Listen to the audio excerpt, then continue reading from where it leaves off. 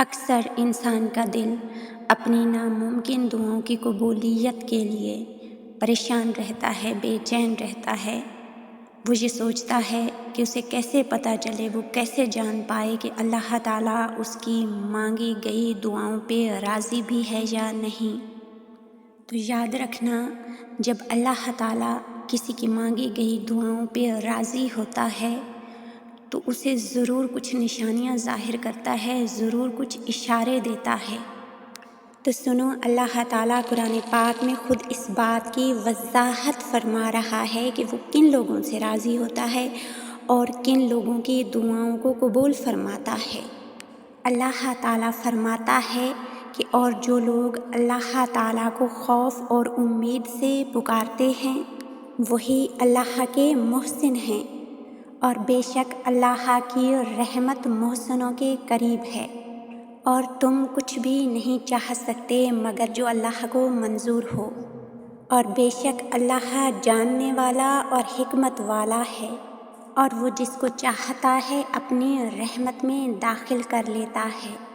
سنو، اگر آج تمہیں تمہاری پسندیدہ چیز کے حصول کی خواہش پریشان کر رہی ہے اور پسندیدہ چیز کی تڑپ تمہیں دعاؤں تک لے آئی ہے، تو جان لو تم دعاؤں تک خود نہیں آئے ہو، اس میں اللہ تعالیٰ کی رضا شامل ہے، کیونکہ اللہ کی مرضی کے بغیر پتہ تک ہل نہیں سکتا۔ تمہارے دل میں دعا کا خیال یوں ہی تو نہیں آیا، یقیناً یہ اس پاک پروردگار کی طرف سے تمہیں توفیق عطا کی گئی ہے۔ اللہ تعالیٰ کے راضی ہو جانے کی سب سے بڑی نشانی ہے یہ کہ وہ تمہیں دعاؤں تک لے آیا ہے، ورنہ اس دنیا میں کتنے لوگ ایسے ہیں جو مارے مارے پھر رہے ہیں، جنہیں دعا کی توفیق ہی نہیں ملی، جو اللہ تعالیٰ سے بہت دور ہیں۔ یہ خوش نصیبی ہے تمہاری، یہ اللہ پاک کی بہت بڑی عطا ہے تم پہ، اللہ تعالیٰ کا بہت بڑا کرم ہے تم پہ کہ اس نے تمہیں مانگنا سکھا دیا۔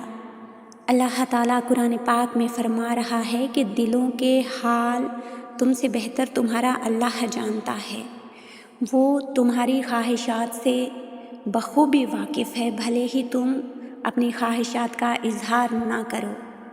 اور اگر تم آج اللہ سے مانگ رہے ہو تو کبھی مت بھولنا کہ تم اللہ کی رضا کے بغیر اس پاک پروردگار کے سامنے ہاتھ پھیلائے ہوئے نہیں ہو۔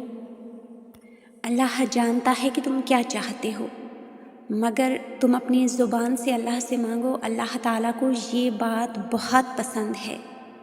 اللہ تعالیٰ کے راضی ہو جانے کی دوسری بہت بڑی نشانی یہ ہے کہ تم تسلسل کے ساتھ اللہ تعالیٰ سے مانگ رہے ہو، تم ابھی تک مایوس نہیں ہوئے ہو، تم امید لگائے ہوئے ہو کہ وہ ضرور تمہاری دعائیں سنے گا، کیونکہ مایوسی کفر ہے اور اللہ تعالیٰ مایوس ہو جانے والوں کو پسند نہیں فرماتا۔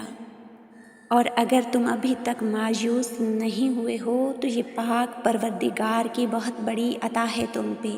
اگر وہ آج تم سے راضی نہ ہوتا تو تم کب کا ہار چکے ہوتے، کب کی تمہاری امیدیں ختم ہو چکی ہوتی، کب کا تم مایوس ہو چکے ہوتے۔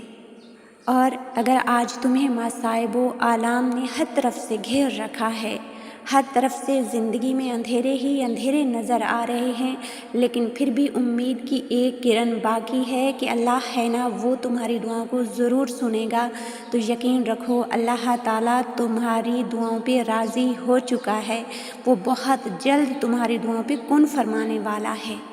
یاد رکھو، تم جو خواب دیکھتے ہو ان کی تعبیر تمہاری دعائیں لکھتی ہیں۔ تمہارے ہاتھوں کا اللہ کے روبرو اٹھنا تمہارا نصیب بدل دیتا ہے۔ قرآن پاک میں اللہ تعالیٰ بار بار فرما رہا ہے، نا امید نہ ہو، کمزور نہ پڑو، غمگین نہ ہو، بے شک اللہ تعالیٰ ہر چیز پہ قادر ہے۔ جان لو وہ تمہاری بے چینیوں کو سکون میں بدلنے پہ قادر ہے، وہ تو تمہارے معاملے کو درست کرنے میں تمہارا صبر آزماتا ہے۔ اللہ کے راضی ہو جانے کی تیسری بڑی نشانی کہ وہ تمہاری دعاؤں پہ راضی ہو چکا ہے۔ اگر تم ابھی تک صبر کا دامن تھامے ہوئے ہو اور اللہ سے دعائیں مانگ رہے ہو اور اس کی دی گئی آزمائشوں پہ صبر کر رہے ہو تو یاد رکھو اللہ تعالیٰ خود قرآن پاک میں فرما رہا ہے کہ بے شک اللہ تعالیٰ صبر کرنے والوں کے ساتھ ہے۔ تم صبر کرو اور وہ تمہارا ساتھ نہ دے، ایسا ہو نہیں سکتا۔ جانتے ہو صفا و مروہ ایک عورت کے صبر اور یقین کی کہانی ہے۔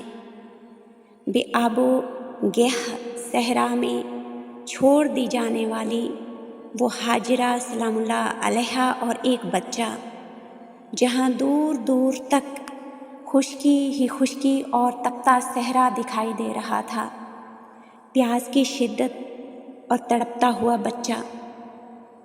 ماں نے 7 چکر لگائے صفا و مروہ کے درمیان۔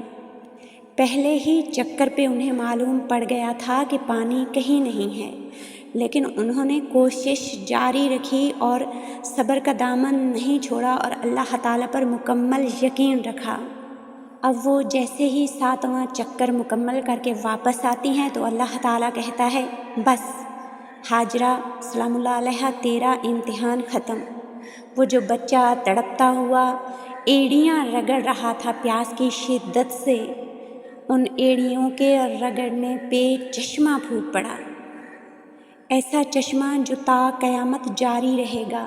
یہ ہوتے ہیں صبر اور یقین کے معجزے۔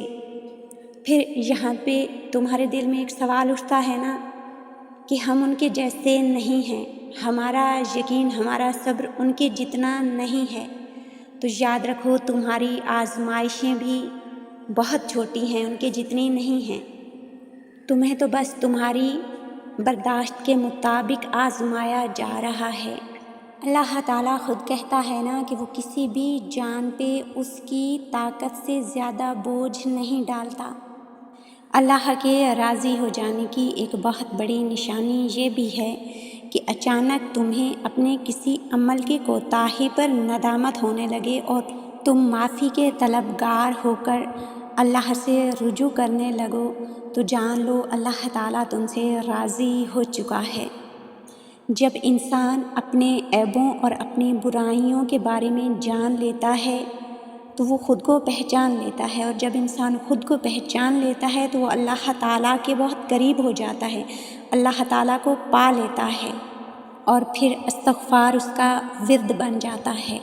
اور جانتے ہو استغفار کثرت سے پڑھنا دعاؤں کی قبولیت کا بہت بڑا ذریعہ ہے، اور جب کوئی بندہ کثرت سے استغفار پڑھتا ہے تو یہ نشانی ہے اس بات کی کہ اللہ تعالیٰ اس بندے سے راضی ہو چکا ہے، اس کی دعاؤں پہ بہت جلد اپنا کن فرمانے والا ہے۔ کیونکہ بعض گناہ ایسے ہوتے ہیں جو دعاؤں کی قبولیت میں رکاوٹ بنتے ہیں، اور جب بندہ اپنے گناہوں کی معافی طلب کرتا ہے اللہ تعالیٰ سے تو بے شک وہ بہت بڑا بخشنے والا مہربان ہے، اور وہ بخش بھی دیتا ہے اور دعاؤں کو قبول بھی فرماتا ہے۔ آخر میں آپ سب کے لیے ایک دعا کہ اے پاک پروردگار، اے سب سے زیادہ جلد راضی ہو جانے والے، اپنے اس بندے کو بخش دے جس کے پاس دعا کے سوا کچھ بھی نہیں ہے۔ آمین یا رب العالمین۔